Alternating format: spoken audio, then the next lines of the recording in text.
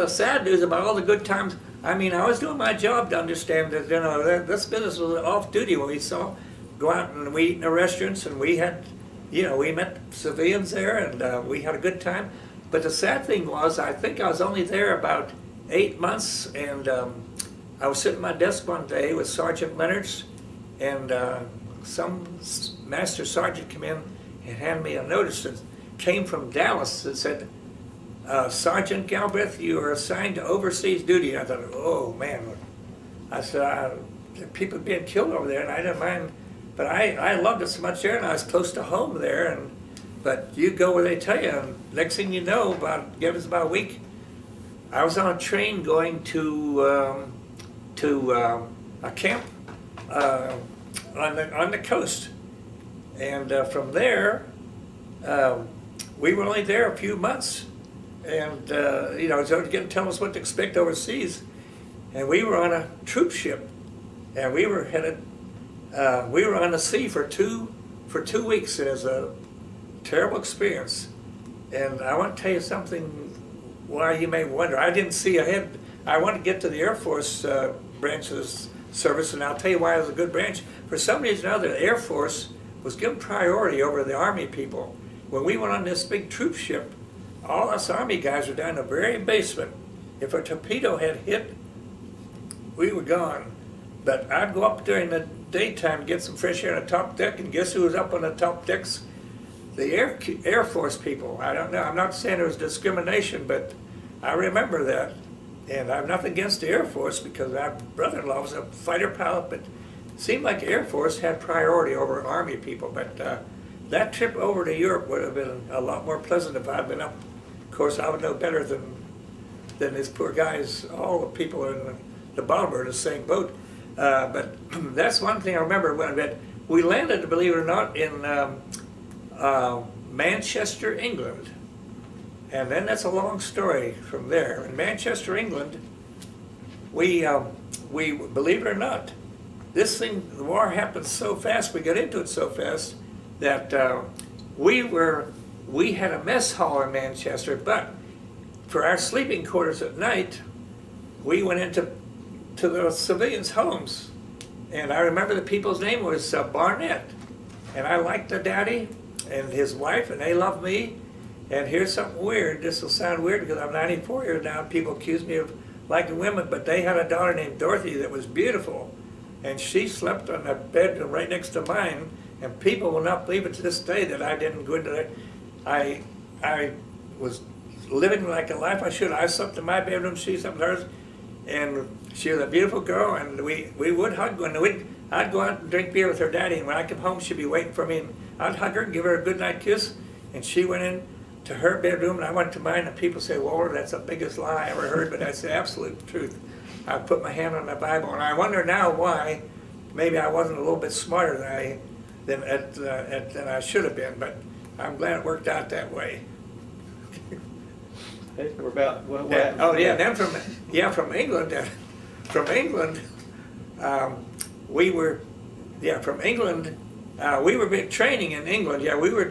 Well, this is Manchester, England. We went from England. Oh, we went from England across the Channel into France. After the poor D-Day troops took the beaches and everything, they're the ones that died on the beaches, and us being clerics and such as that, we followed behind them.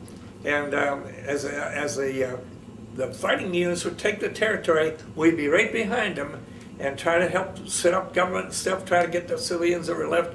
And that was our job. And I kept doing that. That's the way I went through Europe.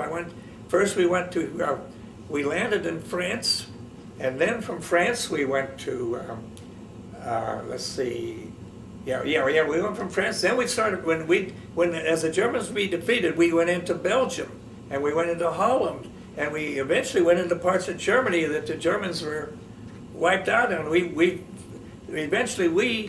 were running most of Germany because the German soldiers were either prisoners or killed, and that was our job. I was in what they call military government, and from that I did that until I guess I can't remember the dates, but I stayed in about a year longer because I worked as a civilian because of the extra money, and I wanted the experience of being, since I was away from home, I wanted to get all the traveling I could.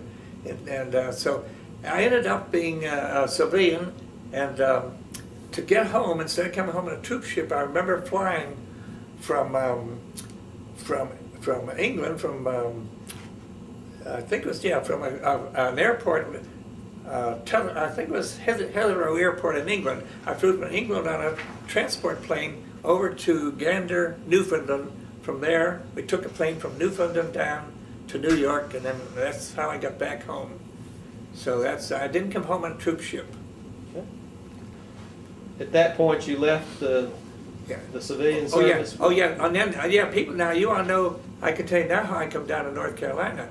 When I got home, I greeted all my old employees, and some of them had gone, and actually some of my employees did not come back from the war. They were in the battlefield, didn't come back, and it just, everything had changed so much, and I decided I didn't want to work at that paperwork job for the government anymore, and they said they'd hold it for me as long as I wanted. But my sister Evelyn had lived in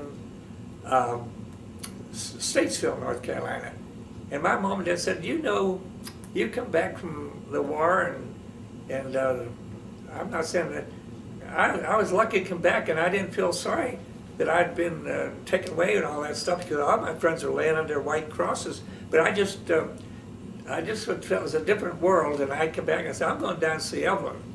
And so I come down to see my sister Evelyn, and it just so happened while I was down there that Evelyn's husband Bob, that's my brother-in-law, was in a club, I think it was a Kiwanis Club or some such club, with Harry Gatton, and Harry Gatton was the manager of a radio station.